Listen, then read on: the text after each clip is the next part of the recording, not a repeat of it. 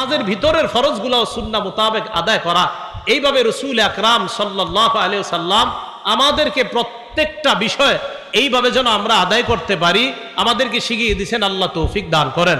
মন দিয়ে শোনেন কথাটা। আল্লাহু আকবার বলার পর দাঁড়ানো অবস্থায় দুই সেজদা যেখানে আপনি দিবেন ওই সেজদার জায়গায় আপনার নজর থাকবে।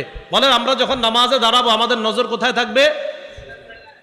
নামাজ খুশু খুজু হওয়ার জন্য যে জায়গায় নজর থাকা দরকার, নজরগুলা যদি সেখান থেকে ছুটে যায় নামাজের খুশু খুজু নষ্ট হয়ে যায়। আবার বলছি, নামাজের খুশু খুজু নষ্ট হয়ে যাওয়ার জন্য এটাও দায়ী, যেই জায়গায় আপনার নামাজে নজর থাকা দরকার সেখানে নজর না রেখে যদি অন্য কোথাও নজরটা নিয়ে নেন, এই নামাজের খুশু খুজুটা নষ্ট হওয়ার জন্য আপনার নজর এদিক সেদিক করাটা দায়ী হয়ে যাবে।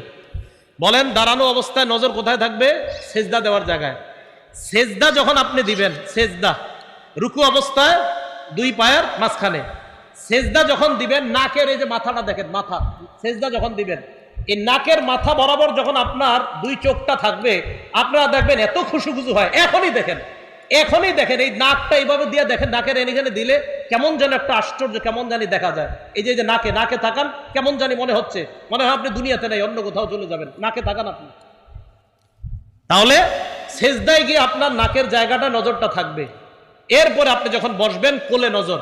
এবার আমি বলবো আপনারা বলবেন বাকিটা। বলেন দাঁড়ানো অবস্থায় কোথায়? রুকু অবস্থায়, সেজদা অবস্থায়, বসা অবস্থায়, কোলে।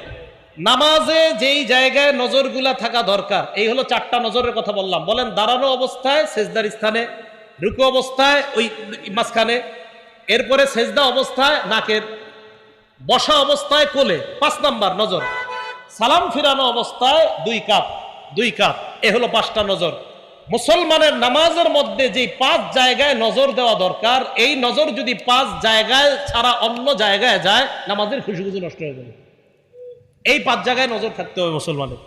আল্লাহ পাক রব্বুল আলামিন আমাদের সকলকে শুধু হাফিজু আলাস সালাওয়াত আমরা বুঝলাম যে নামাজের প্রতি যত্নবান হয়ে আমরা যেন 5 ওয়াক্ত নামাজ, 1 রাকাত নামাজের আলোচনা হলো আমাদের।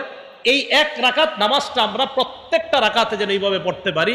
আল্লাহ তৌফিক দান করেন।